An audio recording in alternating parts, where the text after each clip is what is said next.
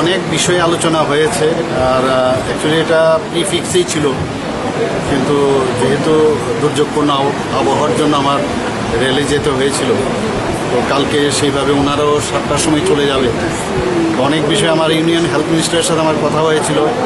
ত্রিপুরা রাজ্যে অনেকগুলো বিষয়ে ওনার সাথে ডেভেলপমেন্টের জন্য কথা বলেছিলাম, সেই সুবাদে উনি এখানে এসেছিলেন।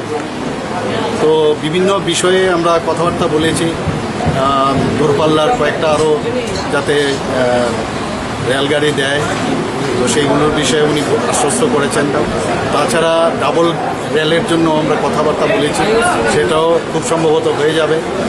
এবং ধর্মনগর পর্যন্ত যে মালগাড়ির সেই বিষয়েও কথা হয়েছে যে ধর্মনগর অবধি দেওয়া যায় কিনা।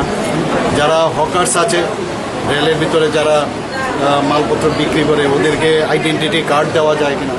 কারণ অনেক সময় দেখা যায় যে রেলওয়ে যে পুলিশ আছে ওদেরকে গাড়ি থেকে নামিয়ে দেয়, রেলগাড়ি থেকে নামিয়ে দেয়, ওদেরকে যেন আইডেন্টিফাই করা যায়, সে তার জন্য বলা হয়েছে।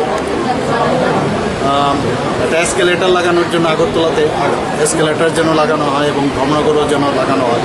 তো বিভিন্ন বিষয়ে আলোচনা হয়েছে এবং কিছু জায়গায় রাস্তার সমস্যা ছিল, সেই রাস্তার যে রেল লাইন যে বসবে সেগুলো যাতে তাড়াতাড়ি ত্বরান্বিত হয় এবং আখাউড়া এবং আগরতলার যে রেল লাইন সেটা যাতে তাড়াতাড়ি সেটা শুরু করা যায়, সেই বিষয়ে আলোচনা, বিভিন্ন বিষয়ে আলোচনা হয়েছে।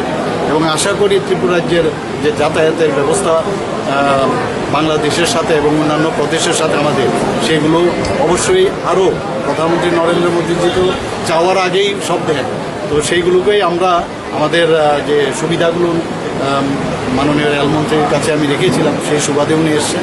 এবং আশা করি ত্রিপুরা রাজ্যের সমস্ত মানুষের জন্য একটা সুসংবাদ অতি সত্বরই ওনারা সবাই পাবেন।